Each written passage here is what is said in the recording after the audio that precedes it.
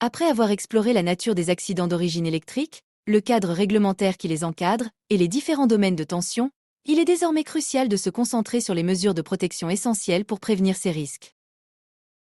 Comprendre les risques est une première étape, mais c'est par l'application rigoureuse de dispositifs et de procédures de sécurité que nous pouvons véritablement minimiser les incidents. Ce chapitre détaillera les solutions techniques et organisationnelles mises en œuvre pour garantir la sécurité des personnes et des installations face aux dangers de l'électricité. Nous aborderons les principes fondamentaux de la protection, les équipements de sécurité individuels et collectifs, ainsi que les bonnes pratiques à adopter pour travailler en toute sûreté. Utilise-t-on les mêmes dispositifs pour se protéger contre les contacts directs, indirects et les courts-circuits? Vous l'avez bien compris, les méthodes de protection diffèrent. Nous allons commencer par un rappel sur la définition du contact direct en électricité. Le contact direct se caractérise par une personne qui touche des pièces nues normalement sous tension et accessibles. Malgré une possible analyse de risque, la personne est consciente de son action. Elle sera alors traversée par un courant électrique. Quelles mesures de protection peut-on adopter pour se prémunir contre ce risque? Pour un professionnel, le moyen le plus simple de se protéger contre le contact direct est de consigner l'installation sur laquelle il intervient. On peut également prévenir le contact direct en éloignant les pièces nues sous tension PNST, rendant ainsi leur accès impossible. On peut aussi rendre les PNST inaccessibles en les entourant d'une protection mécanique. Pour éliminer les risques liés à la proximité, le professionnel a aussi la possibilité d'appliquer des protections plastiques sur les PNST. Lorsque les premières méthodes de protection ne sont pas réalisables, il est possible de recourir aux équipements de protection individuelle, EPI.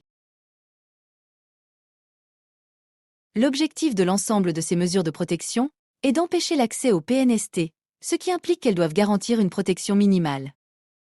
L'indice de protection, IP, est un standard international qui classe le degré de protection qu'un équipement électrique offre contre l'intrusion de corps solides, poussière, objets, et de liquide, eau. Il est représenté par les lettres IP, suivies de 2 chiffres, par exemple, IP44. Le premier chiffre indique le niveau de protection contre les solides, allant de 0, aucune protection, à 6, totalement étanche à la poussière.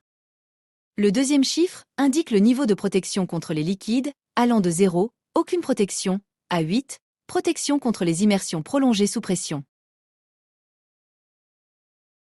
Quel indice de protection garantit l'inaccessibilité aux pièces nues sous tension, PNST?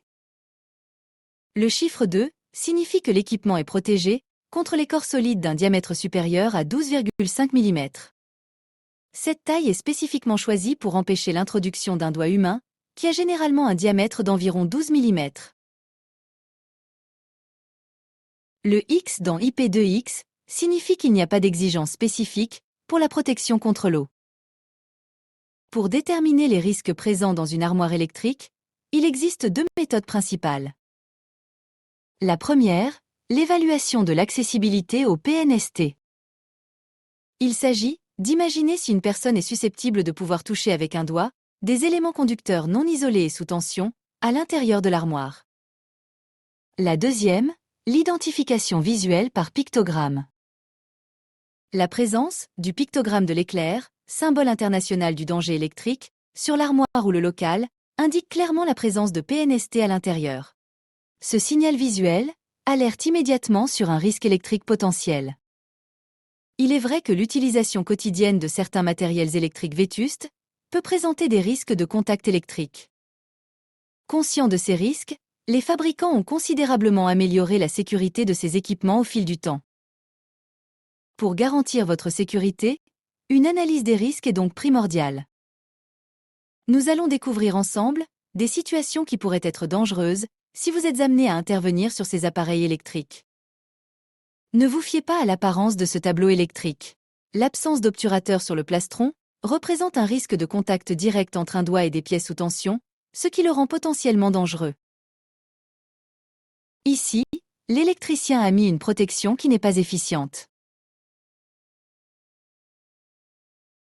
L'absence de protection sur ces peignes de raccordement pourrait provoquer un accident. Le respect scrupuleux des procédures de branchement dans les armoires électriques est impératif pour les professionnels. Malheureusement, ce n'est pas toujours une réalité. Même une armoire conçue pour être accessible lors des manœuvres d'exploitation peut comporter des risques. Les risques électriques dans une armoire peuvent être difficiles à détecter, car il est essentiel de porter son regard dans toutes les directions pour les identifier. Il est donc essentiel de mener une analyse de risque, approfondie et précise. Pour conclure ce chapitre sur la protection IP2X dans une armoire électrique, il est important de réaffirmer que la norme IP2X représente un niveau fondamental de protection contre l'accès aux parties dangereuses. Sa mise en œuvre garantit que les doigts et les objets de taille similaire ne peuvent pas atteindre les conducteurs sous tension, réduisant ainsi considérablement les risques d'électrocution et de blessures pour le personnel. Une autre mesure pour prévenir les risques électriques consiste à restreindre l'accès aux locaux ou armoires électriques.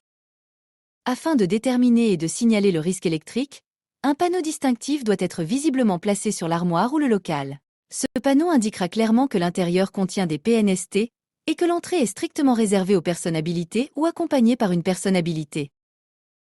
Il est impératif de restreindre l'accès aux locaux ou emplacements désignés comme zones à risque aux seules personnes habilitées. Ces zones, en raison des risques potentiels qu'elles présentent, doivent systématiquement être fermées à clé. Ce chapitre sur les protections contre les contacts directs est essentiel. Il souligne l'importance vitale de prévenir les accidents d'origine électrique par des mesures techniques, isolation, enveloppe et obstacles, et humaines, procédures de travail et habilitation.